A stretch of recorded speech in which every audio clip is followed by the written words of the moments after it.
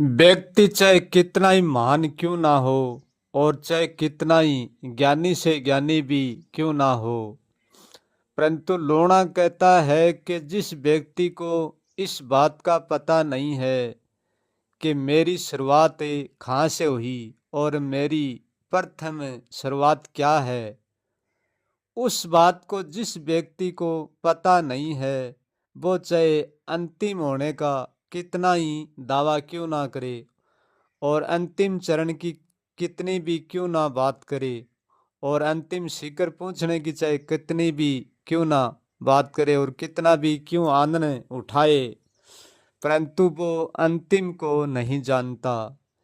क्योंकि जो अपनी शुरुआत को भी नहीं जानता है कि हमारी शुरुआत कहाँ से हुई है, वो भला अपने अंत को कैसे जानेगा। जिसकी शुरुआत को पता नहीं है, वो उसको अंत का भी पता नहीं है। जो अपने शुरुआत को जानता है, अपने प्रथम को जानता है, वो ही अपने अंत को जानता है। जो अपनी शुरुआत को जान लेता है कि हमारी शुरुआत कहाँ से हुई, उसको अंतिम जानने की कोई आवश्यकता नहीं है। शुरुआत के साथ अंतिम भी जाना जाता है। मैं उसी शुरुआत की बात करता हूँ कि जब व्यक्ति की शुरुआत नहीं हुई थी, उनके पहले व्यक्ति कुछ भी नहीं था। तो परंतु व्यक्ति कुछ भी नहीं था तो उनकी शुरुआत कैसे हुई, मैं उस शुरुआत की बात करता हूँ। जब कुछ भी शुरुआत नहीं था, जब तो कुछ भी नहीं था, और जब ये शुरुआत हो जाती है तो फिर ये शुरुआत हमेशा शुरुआत ही रहती है, ये कभी रुकती नहीं है। लोणा कहता है कि शुरुआत को रोकना है तो शुरुआत की पहले की स्थिति को जानना पड़ेगा। जब शुरुआत नहीं थी, जब भी व्यक्ति था कि या नहीं था, उस स्थिति को जानना होगा। शुरुआत की पहली पहली से जो स्थिति थी, उस स्थिति को जानना पड़ेगा, तब हमारी शुरुआत रुक सकती है। यदि शुरुआत से पहले हम क्या था या क्या नहीं था, इस बात को हम नहीं जानते हैं, तो हमारी शुरुआत हमेशा ही शुरुआत ही रहेगी। हमारी शुरुआत कभी भी रुकने वाली नहीं है, क्योंकि इस शुरुआत के साथ हम रोज मरेंगे और रोज जन्मेंगे और रोज जीवन जिएंगे। लोणा कहता है कि जो व्यक्ति दूसरों की बातों से संतुष्ट हो जाता है, वो अपनी संतुष्टि को कभी नहीं जानता। अपने रोज मरने की जिंदगी को वो कभी भी पढ़ नहीं सकता। जो व्यक्ति दूसरों के मुद्दे पर बात बात पर झगड़ते हैं, समझो उन व्यक्ति के पास अपना अपनी ओर से कुछ भी नहीं होता है। वो हमेशा ही दूसरों के पैरों से चलता है और दूसरों के आंगन पर ही नाचता है। जो अपने बल पर और अपने मुद्दे पर झगड़ता है, उस व्यक्ति का झगड़ना कभी भी व्यर्थ नहीं जाता। वो एक एक दिन सत्य को जरूर जानकर रहता है। जो व्यक्ति अपने मार्ग का विश्वास करके और अपने मार्ग पर आगे बढ़ता है, उस व्यक्ति को दूसरे के मार्ग पर कोई विश्वास करने की आवश्यकता नहीं है और कोई उनके मार्ग पर चलने की भी आवश्यकता नहीं है। वो हमेशा ही अपने ही मार्ग पर चलता रहे, वो ही सक्षम हो सकता है।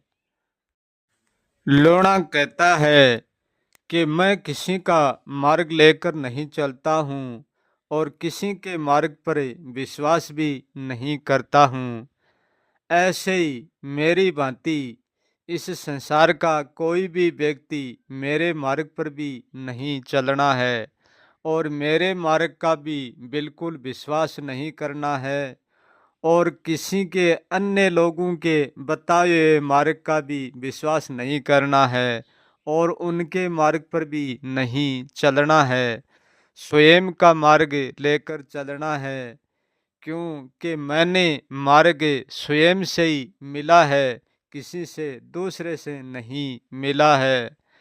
तो मैंने मार्ग स्वयं से मिला है, तो दूसरों को अपने से मार्ग क्यों नहीं मिल सकता। सबको खुद से ही मार्ग मिल सकता है, दूसरे की कोई आवश्यकता नहीं है।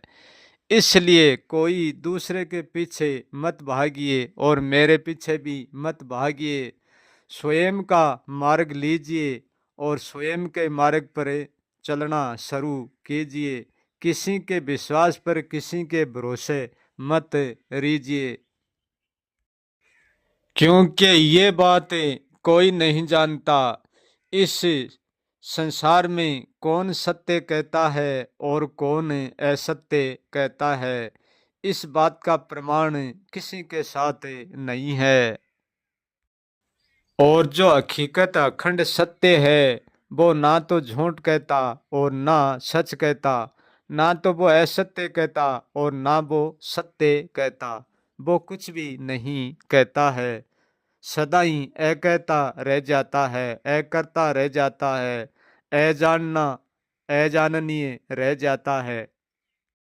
लोणा कहता है कि इस संसार में मार्ग बताने की ना तो मेरी किसी को आवश्यकता है और ना किसी अन्य लोगों की आवश्यकता है। किसी की भी आवश्यकता नहीं है। यदि आवश्यकता है तो स्वयं की है। स्वयं ने खोजो और स्वयं ने अपने अधीन करो और स्वयं के मार्ग पर स्वयं ही चलो। स्वयं ही गुरु और स्वयं ही चेले और स्वयं ही मार्ग। जो व्यक्ति स्वयं को गुरु कर लेता है तो चेला स्वयं अपने आप ही हो लेता है। फिर कहीं पर कोई गुरु और चेले की आवश्यकता नहीं पड़ती है। लूणा राम मेरा गुरु है। लूणा राम मेरा गुरु है और लूणा मेरा चेला है। लूणा मेरा चेला है और कोई नहीं मेरा गुरु है और कोई नहीं मेरा चेला है। केवल लूणा राम मेरा गुरु है और केवल लूणा मेरा चेला है।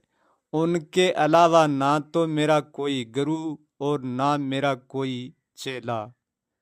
ना तो मैं किसको शिष्य सिखाता हूँ और ना किसी से गुरु सीखता हूँ। इनके अलावा मैं किसी से कुछ भी नहीं सीखता हूँ और ना कोई सिखाता हूँ। इसलिए मैं आप पे गुरु और आप पे ही चेला हूँ। क्योंकि संसार की दृष्टि में गुरु और चेले का स्थान अलग अलग होते हैं, परंतु मेरे स्थान पर और मैं ही गुरु हूँ। गुरु के स्थान पर मैं ही गुरु हूँ और चेले के स्थान पर मैं ही चेला हूँ। मेरे भीतर मैं ही गुरु और मैं ही चेला, दूसरा नहीं। क्योंकि जब से हमारी शुरुआत होती है तो हमारी शुरुआत में केवल हम होते हैं। हमारी शुरुआत में दूसरा हमारे साथ कोई नहीं होता है। क्योंकि शुरुआत और अंतिम अकेले का ही होता है और हमेशा अकेला ही रहता है। क्योंकि दूसरे को तो हम शुरू कर लेते हैं, दूसरे के पग चिन्हों पर हम चलते हैं, दूसरे को स्थान हम हमारे भीतर दे देते हैं, तब हमारे भीतर दूसरा बैठ जाता है। अन्यथा दूसरे को हम स्थान नहीं देंगे तो हमारे भीतर कोई भी नहीं बैठ सकता। और दूसरे को स्थान हम जब देते हैं क्योंकि हम स्वयं को भूल जाते हैं, इसलिए हम दूसरे को स्थान देते हैं। दूसरे को हमारे भीतर स्थान देकर फिर हम हमारा स्थान ढूंढते हैं। इसलिए तो हमारा स्थान हमको कभी नहीं लाद पाता है, क्योंकि हमारे स्थान पर तो कोई दूसरा बैठ जाता है। हम तो उनके चरणों में बैठते हैं, इसलिए हम स्थान पर कैसे बैठ पाएंगे, क्योंकि हमारा स्थान तो पहले से रुका हुआ है और हम चरणों के भीतर पड़े रहते हैं हमेशा ही। इसलिए खुद का स्थान खुद नहीं ग्रहण करना चाहिए, खुद के स्थान पर दूसरा कोई भी नहीं विराजना चाहिए। हम हमारा स्थान दूसरे को इसलिए दे देते हैं क्योंकि हम उनको स्वामी मान बैठते हैं। जिस व्यक्ति के पास अपना स्थान अपने बैठने के लिए नहीं बचा है, वो व्यक्ति हमेशा ही दूसरों के दास बनकर और उसके चरणों में सदा ही खड़ा रहना पड़ता है। और जो चरणों में खड़ा रहता है वो कभी भी स्वामी नहीं, हमेशा ही सेवक रहता है। और सेवक कभी भी स्वयं के बल पर नहीं उछल सकता, स्वयं के आंगन पर नहीं नाच सकता, क्योंकि वो स्वामी के बल पर उछलता है और स्वामी के आंगन में नाचता है। क्योंकि वो अपने स्वामी होने को भूल जाता है, इसलिए तो वो दास की पदवी स्वीकार करता है, स्वामी की पदवी स्वीकार करता है। क्योंकि दास को हमेशा ही दबाया जाता है, दास को स्वामी कभी भी अपने शीश का ताज नहीं समझता, हमेशा दास को दास ही समझता है, अपने चरणों की धूल ही समझता है। और इस भारत देश में जिसने भी दासता स्वीकार की है, जिस समाज ने दासता स्वीकार की है, वो समाज कभी भी सर उठाकर नहीं जिया है, वो हमेशा ही कष्ट में जूझता रहा है। और आज भी जो दास है वो कष्ट में ही जूझता है, क्योंकि हर लोग उन समाज का शोषण करते हैं, उनका लाभ उठाते हैं, क्योंकि उनको जात पात का, नीचे विचारों का, नीची जाति का बहाना देकर उनको दबा दिया जाता है, सच्चे ज्ञान से और सच्चे सुख से वंचित कर दिया जाता है, हमेशा से दास बनाकर रखने का प्रयास होता है। इस भारत देश में दास चाहे बाहर का हो और चाहे भीतर का, हमेशा गुलामी करनी पड़ती है, हमेशा चरणों में रहना पड़ता है। लोना कहता है कि मैं सारी दासता को इसलिए संदेश कहता हूँ कि सब अपने बल मुद्दे पर जागो, बाहर के मुद्दे पर भी जागो और भीतर के मुद्दे पर भी जागो। जागोगे तभी स्वतंत्र जीवन जी पाओगे और आप स्वतंत्र मुक्त हो पाओगे। क्योंकि गुलाम को अज्ञान तो पताड़ता ही पताड़ता है, साथ में ज्ञान भी बराबरी पताड़ता है। इसलिए बाहर की और भीतर की और भारत देश की, सारे देश की गुलामी तोड़ो और खुद के स्वामी तत्व पर राज करो। क्यों जो अपने भीतर से गुलाम बन जाता है वो ही बाहर की गुलामी स्वीकार करता है। लोना कहता है कि यहाँ जीवन जीने की कला में कोई भी बड़ा नहीं है और कोई भी छोटा नहीं है, अपनी कला के अनुसार जीवन जीने के लिए सब स्वतंत्र ही।